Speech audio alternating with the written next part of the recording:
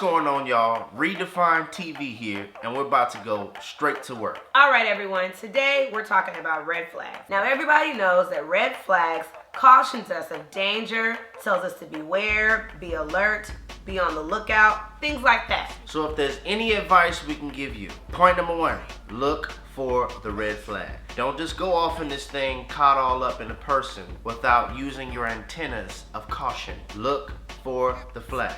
Number one. Anger issues can be a red flag. Not can be. It is a red flag. It is a red flag. For real. So what happens when this person gets angry? What happens when they get upset? Do they have a bad temper? How do they react in certain situations? Do they blow up? Does this person transform when they're angry? I'm always angry.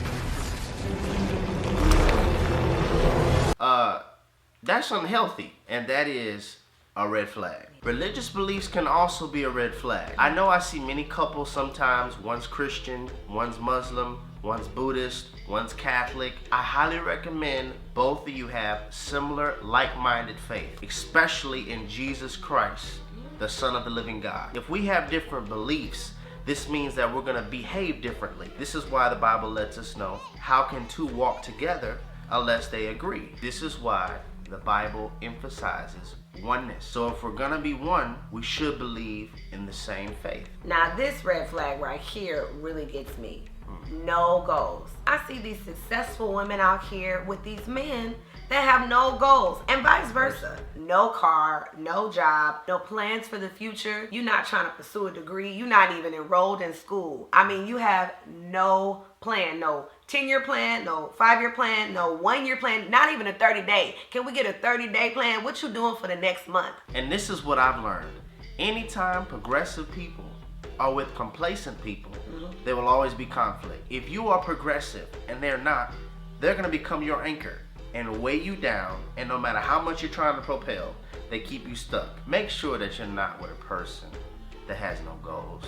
If they don't have goals, it's like driving with no destination. Where the heck y'all going?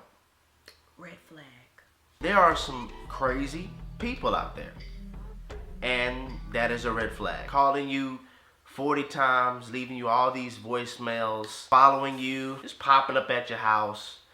There's some crazy people out there. It doesn't matter how good they look or how cool they are. If you see that there's an unstable pattern in them that I like to call crazy, like hanging out with them, you may get shot. You don't know what they're gonna do. You don't know how they're gonna respond. Stay away from crazy people. Yeah, They're very unhealthy. that's red flag. Could cost your life. Another red flag. Secrecy. I mean, these phones nowadays, for example. Come on. I mean, you don't know the password. All the text messages are deleted. Phones locked all the time. Phones locked all the time. I mean, you try to answer it and they snatch it away real quick. What you trying to hide, bruh? I mean, what's going on? What's the big secret? Ladies are posting pictures on Instagram, Facebook, talking about with my man, With my boo love. and he don't have not one picture of you. Not one picture. If y'all are together, why didn't he post any pictures of you? That stuff right there ignites trust issues. Ooh, yes. Now they're wondering, what are you hiding? Now I understand that some people may say they're supposed to be so secure they shouldn't ask. Well, if you don't hide, then there's no need for them to ask. Right. Just be open and honest. Before we go to the next red flag, tell them that thing that you were telling me before. Oh, why they only call you at night? You call them about 5-6 times during the day, and they only call you at 11:58. For some reason, they don't have access to their phone to answer your phone calls during the day, but they updated their Facebook. They tend to call you only in the evening. What's the secret? All right, there's a whole lot more red flags, but we're going to leave you with this last one. Multiple failed relationships. Yes. I mean, you've been married 5, 6, 9 times. It can't just be them. For Thanksgiving, you brought this dude. For Christmas, it was another dude. Memorial Day weekend, another dude. 4th of July, Barbecue. some other dude.